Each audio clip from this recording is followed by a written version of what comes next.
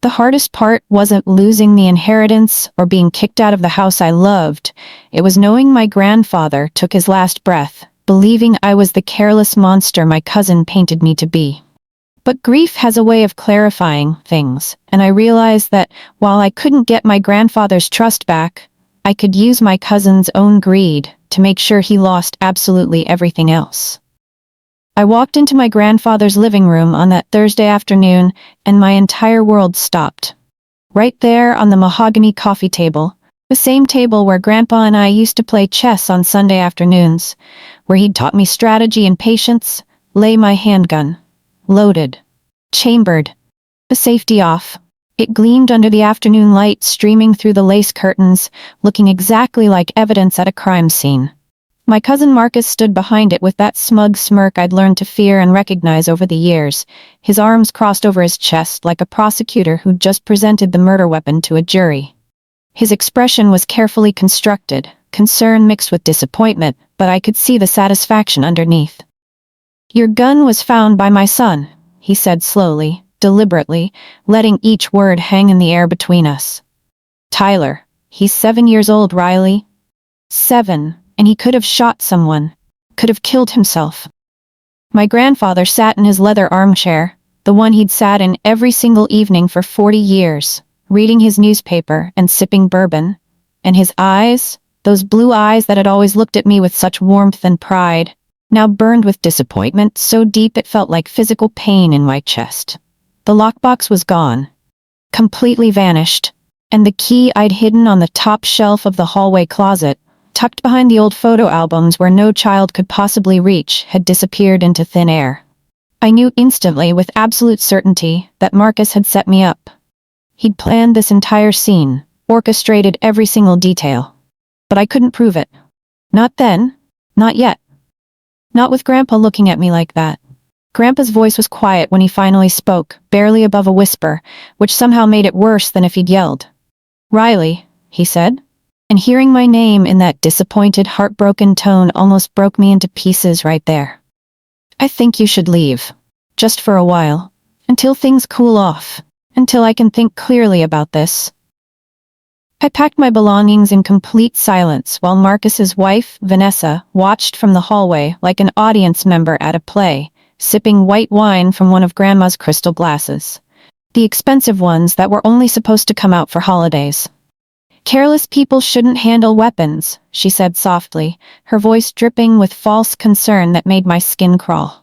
Her smirk was somehow worse than any direct insult could have been. It was knowing. Triumphant. I carried my boxes past her, one by one, past Marcus, who was already making himself comfortable on Grandpa's vintage leather couch, spreading out like he owned the place, past the photographs lining the hallway walls, showing 4 generations of our family at weddings and graduations and Christmas dinners.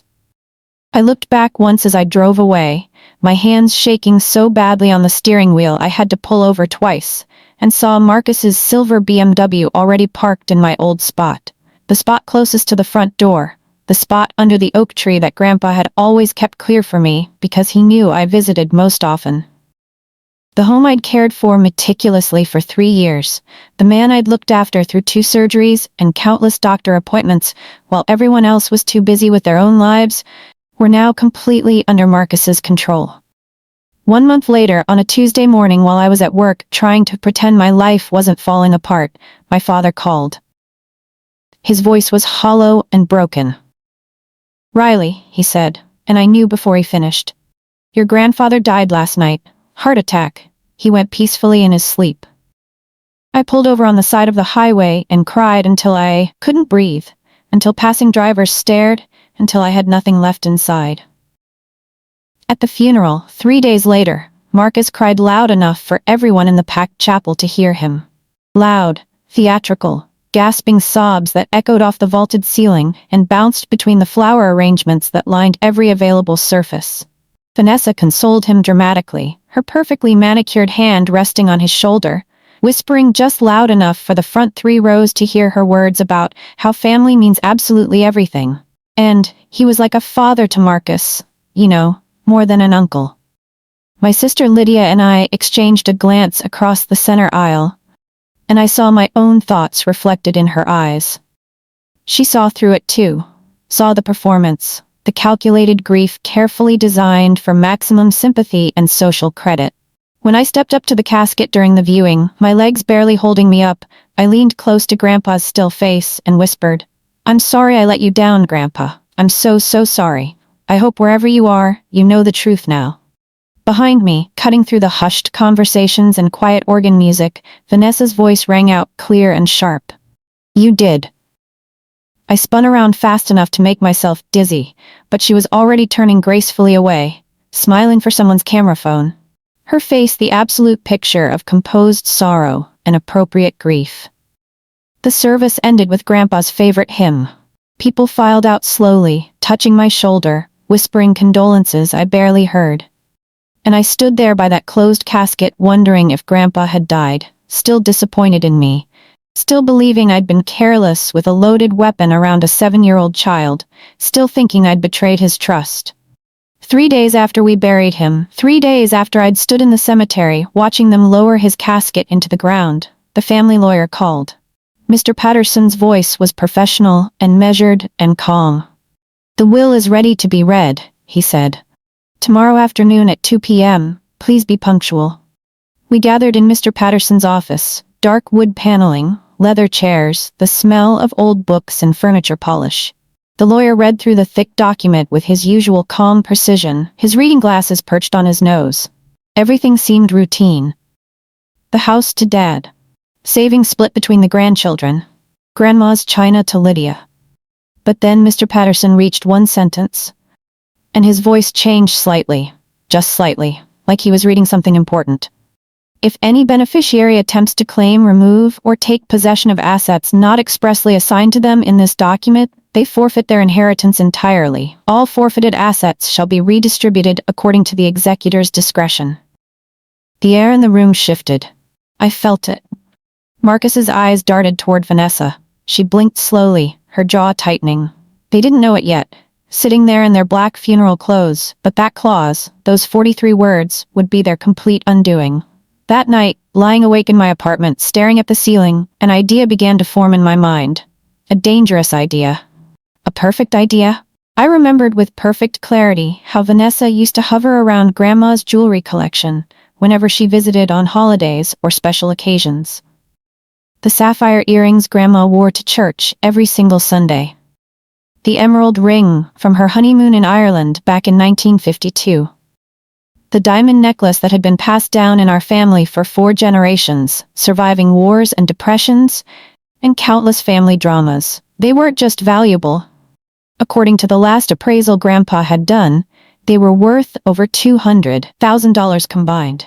They were temptation incarnate, especially for someone like Vanessa who measured her worth in designer labels and Instagram likes.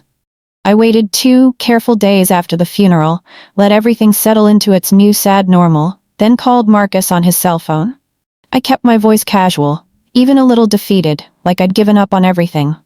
"Hey, it's Riley," I said, adding just a slight tremor. "I just found out Dad's planning to donate all of Grandma's jewelry collection to a charity auction." A long pause on the other end. I could hear him breathing, could practically hear the wheels turning in his head, calculating value and opportunity. "All of it?" he asked carefully, trying to sound merely curious rather than desperately interested. "Yeah," I replied, letting frustration and bitterness creep into my voice naturally. "Some domestic violence charity. Apparently Mom suggested it years ago. He's doing it tomorrow morning, first thing, before Mr. Patterson even comes to inventory the rest of the estate." Another pause. Much longer this time. I could hear Vanessa's voice in the background, asking something I couldn't make out. "That seems hasty," Marcus finally said. "I mean, shouldn't the entire family have some input on something that's significant?" "You'd absolutely think so," I said. "But Dad's the executor, so his decision is final." I let the sentence hang there like bait on a hook. "Anyway, I just thought you should know. Thought someone in the family should know before it all disappears." He took the bait. Hook, line, and sinker. Exactly as I'd known he would.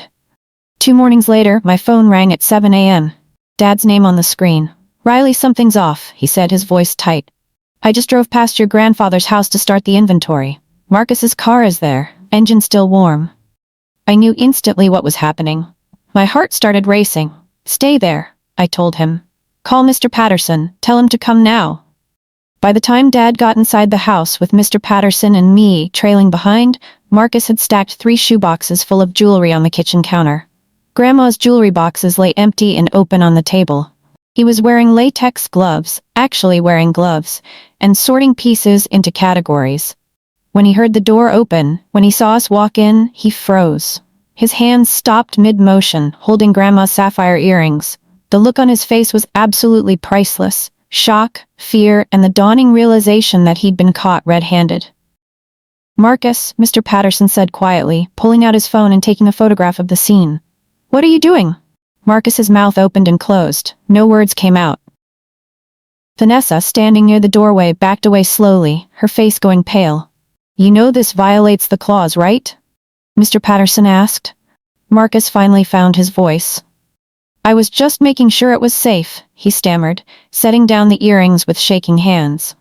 I heard about the charity thing, and I thought someone might break in and steal everything before the inventory.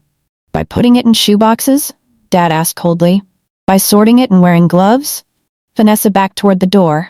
I didn't know he was coming here, she said quickly, throwing Marcus under the bus without hesitation. This was all him.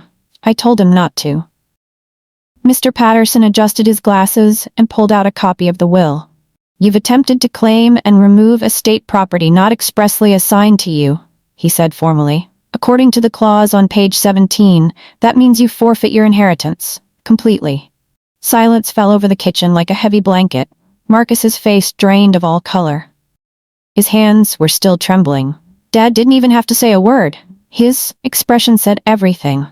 This can't be happening, Marcus whispered. I was just trying to protect.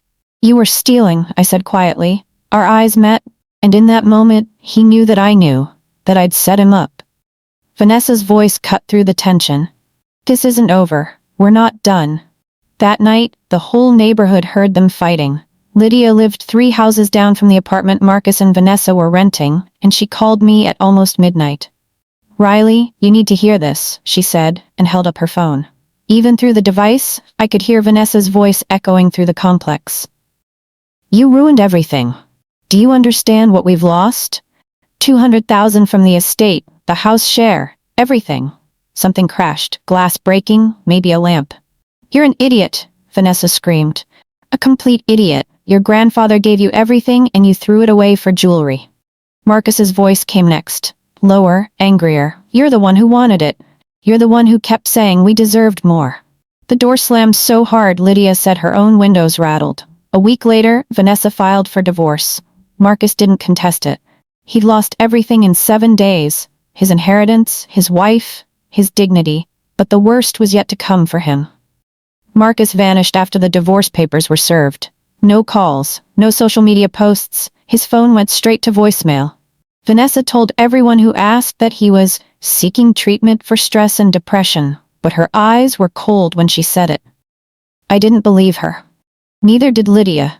Dad said to leave it alone, to let Marcus deal with his own consequences, but I couldn't.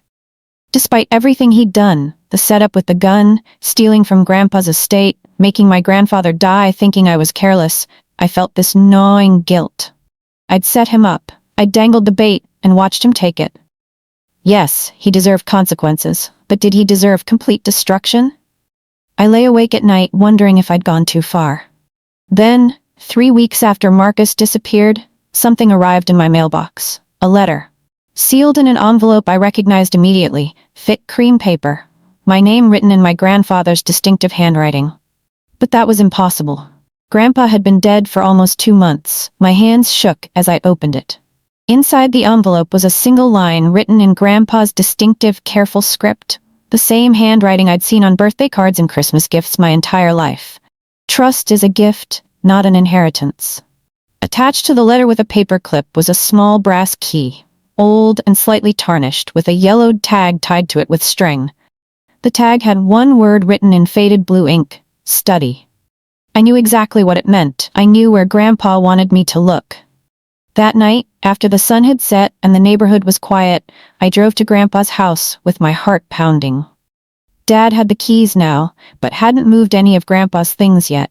Couldn't bring himself to face it. The house sat empty and dark, except for the streetlight glow coming through the front windows. I let myself in quietly, breathing in the familiar smell that hit me like a physical force. Old Spice cologne, lemon furniture polish, the lingering ghost scent of pipe tobacco, even though Grandpa had quit smoking 30 years ago, before I was even born. The study was exactly as he'd left it, frozen in time.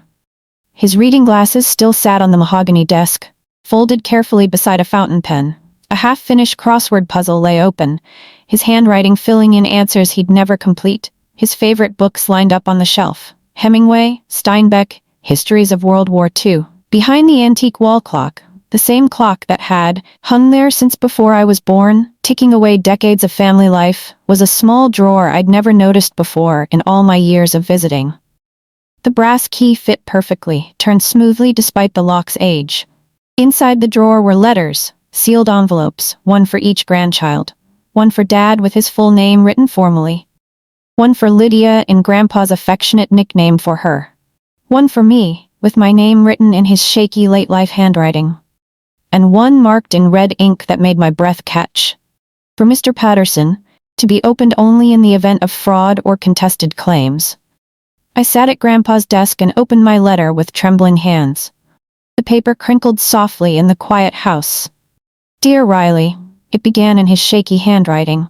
If you're reading this, I'm gone, and something has happened that made you look deeper. You were always the one who saw through lies, who asked questions, who watched people carefully. That's why I'm trusting you with this. You'll know what to do. My eyes filled with tears. He went on to talk about integrity, about how money reveals character, rather than builds it, about how he'd watched Marcus become consumed with greed over the years. The letter to Marcus was shorter. I shouldn't have read it, but I did.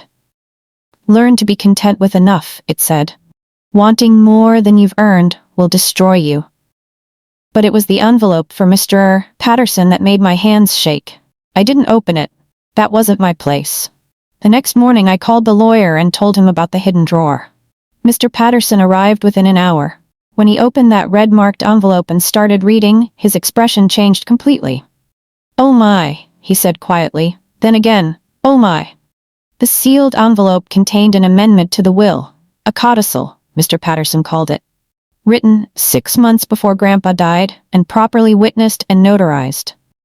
The lawyer read it aloud, his voice steady but his eyes wide. In the event that Marcus Theodore Sutton attempts to manipulate, defraud, or wrongfully claim any portion of this estate, his inheritance share shall be forfeited and transferred in full to Riley Morgan Sutton, who has demonstrated unwavering integrity and care. Mr. Patterson read the line twice, just to be sure he understood it correctly. I sat there in stunned silence. Grandpa had known. He'd known Marcus would try something. Had he known about the gun setup too? Had he seen through it even while pretending to be disappointed in me? The thought made my chest tight. There's more, Mr. Patterson said, flipping the page. Your grandfather left a detailed letter explaining his reasoning. He documented Marcus's behavior over several years. Requests for money, lies about financial hardships, manipulation attempts. Grandpa had seen it all coming. Every move, every betrayal. Mr. Patterson set down the papers and looked at me over his glasses. Riley, this codicil is legally binding. Marcus's forfeiture triggers the transfer clause. Would you like to execute it? I sat in that leather chair for a long time, just thinking. Taking Marcus's inheritance felt cruel. It felt like something Marcus would do, not something I would do. But then I thought about Grandpa's letter, about the word integrity, about the gun on the table, and the month I'd spent thinking my grandfather died disappointed in me. This wasn't about cruelty, it was about justice. It was about balance. It was about honoring what Grandpa had actually wanted, not what Marcus had tried to steal. I picked up the pen Mr. Patterson offered me. My hand was steady when I signed. That signature felt like closing a door I'd been holding open for too long. And opening another one I'd been afraid to walk through. I'll file this with the court tomorrow, Mr. Patterson said. Marcus will be notified within a week. 2 days later, My phone rang. Unknown number. I answered, and Vanessa's voice came through, tight and cold. "We need to talk," she said. "Just you and me, face to face." We met at a cafe on the edge of town, one of those trendy places with exposed brick and overpriced coffee that Vanessa used to frequent when Marcus's police salary and their inheritance hopes made them feel wealthy. Now she couldn't afford the scone she was staring at. She wore all black, as if still performing grief, but her eyes were hard. "I didn't know Marcus would steal the jewelry," she said, her hands wrapped around a plain coffee mug. "You have to believe that. He ruined both of us." I stirred my latte slowly, watching the foam swirl. "No, Vanessa," I said quietly. "You just thought you'd get away with it. You thought you'd get the jewelry and the inheritance, and no one would be smart enough to stop you." Her face hardened instantly, the mask dropping. "You set him up," she hissed. "That story about the charity auction, you knew he'd take the bait." "I gave him a choice," I replied calmly. "He chose wrong." For the first time in all the years I'd known her, Vanessa didn't have anything left to say. She stood up, left her coffee unfinished, and walked out. I never saw her again. But Marcus would return. Just not in the way anyone expected. He showed up at my parents' house 3 weeks later on a Sunday evening, just as the sun was setting and painting the sky orange and purple. Mom called me immediately, her voice worried and uncertain. "Riley, Marcus is here. He's sitting on the porch. He's asking for you. I don't know what to do." When I arrived 20 minutes later, he was sitting on the front porch steps exactly where I used to sit as a kid, thinner than I'd ever seen him, his clothes hanging loose, his eyes hollow and red-rimmed like he hadn't slept in days. He looked up when I closed my car door, and I barely recognized him. This wasn't the smug, confident Marcus who'd stood behind my gun with that triumphant smirk. This was someone broken.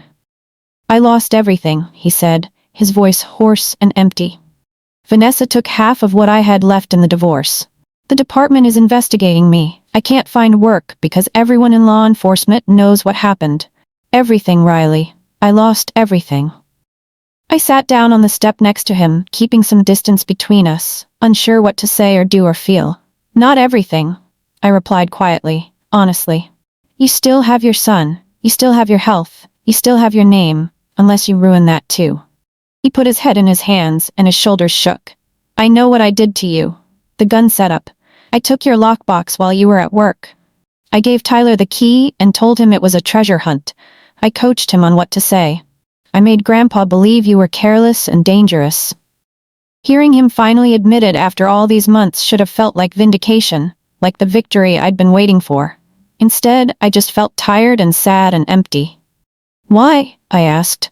"Why did you do it?" "Because you were his favorite," Marcus said simply. "Because he looked at you the way he never looked at me.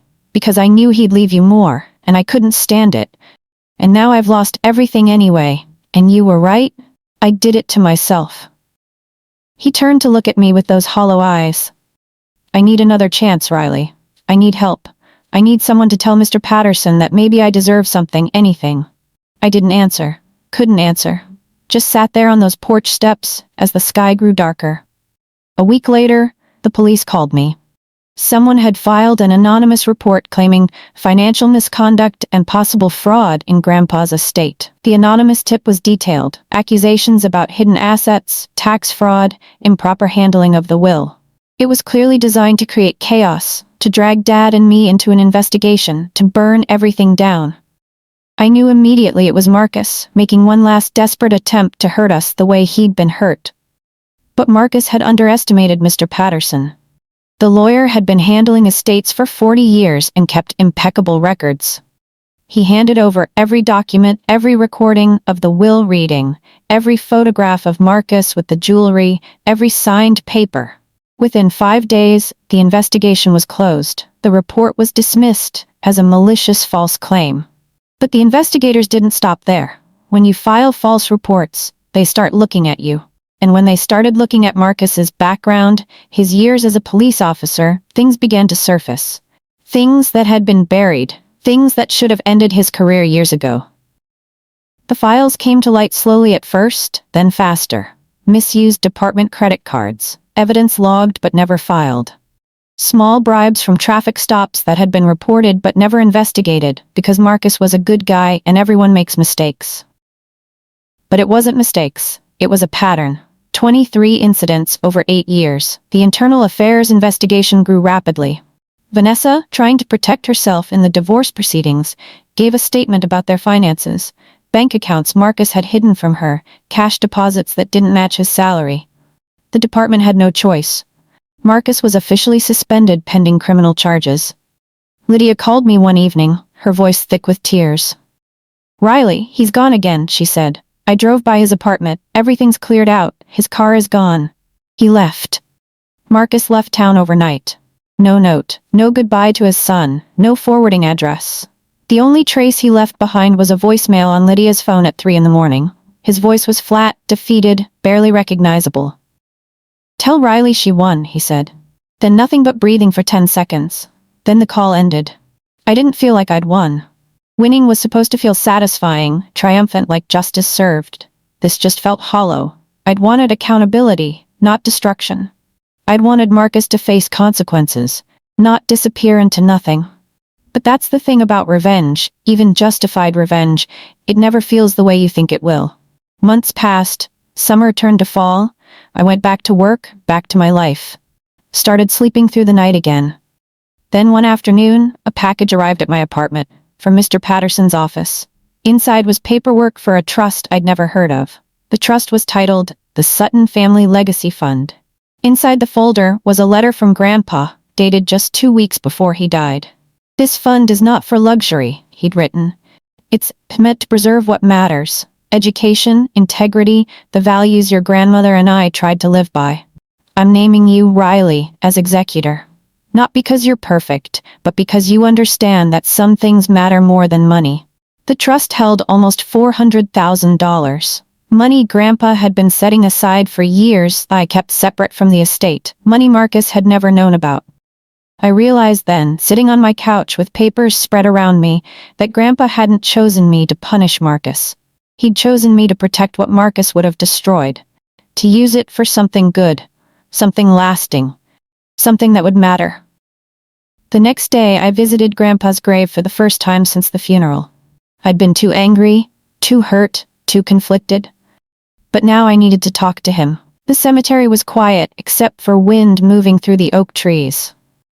Grandpa's headstone was simple gray granite, with his and Grandma's names side by side, waiting for the day they'd be together again.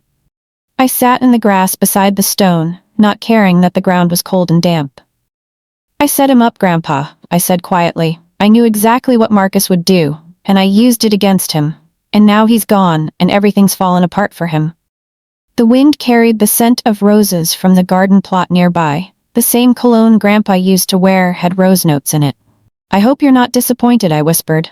"I hope you understand why I did it. I was so angry about the gun, about you thinking I'd been careless. I just wanted justice." A bird landed on the headstone, looked at me with its head tilted, then flew away. I took it as forgiveness, or maybe permission, or maybe just acceptance that what's done is done. 2 weeks later, an envelope arrived at my apartment. No return address, postmarked from somewhere overseas. Inside was a single piece of notebook paper with one line written in shaky handwriting I barely recognized as Marcus's. "You taught me the cost of greed. I hope it was worth it." No return address, no explanation, no apology, just that one bitter sentence. I stood in my kitchen holding the letter, reading it over and over. Part of me wanted to feel guilty. Part of me wanted to track him down and explain everything. But mostly, I just felt done. I burned it that night in my kitchen sink, watching the paper curl and blacken and turn to ash. Watched Marcus's words disappear into smoke. It felt like closure, like the final page of a chapter I could finally close. For months after that, nothing happened. Life went back to normal, peaceful, quiet. Or so I thought. Then one morning, Dad called. "Riley, we have a problem. The IRS received an anonymous report about the estate. They're opening an investigation." The report was detailed and vicious. Claims about undisclosed assets, hidden accounts, tax evasion. It had been filed by an anonymous family member and copied to both the IRS and the FBI.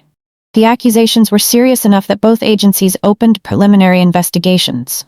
Mr. Patterson said it would pass, that we had nothing to hide, but the tension merely tore what was left of our family apart. Dad was furious, Lydia was terrified, and I just felt exhausted. We spent 3 months producing documents, bank statements, trust records, and everything else. Every transaction from the past 10 years examined and re-examined. I stayed calm throughout it all. I'd learned something important over this whole ordeal. The truth always, always outlasts lies. It just takes longer and costs more. Eventually, both investigations concluded the same thing. No evidence of wrongdoing. The case was closed. The anonymous report was labeled unfounded and likely malicious. We never proved it was Marcus, but we all knew. One afternoon, while I was reviewing the trust documents for the 100th time, Lydia called with different news. Good news for once. "I've been thinking about the trust fund," Lydia said. "About what Grandpa wanted it used for, and I have an idea." We met for coffee, and she laid out a plan. A scholarship program in Grandma and Grandpa's names. Not just for academic achievement, but for students who demonstrated integrity, who overcame hardship, who helped others despite their own struggles. Students like Grandpa had been when he was young and working 3 jobs to put himself through technical college. We started small. 5 scholarships the first year, $2,000 each. But word spread. Other family members contributed. Old friends of Grandpa's heard about it and donated. By the 3rd year, we were funding 20 students annually. Dad came to the first scholarship ceremony and cried when he saw the students' faces. Kids who reminded him of his own father at that age, full of potential and hope. The Sutton legacy meant something good again, something worth protecting, something worth being proud of.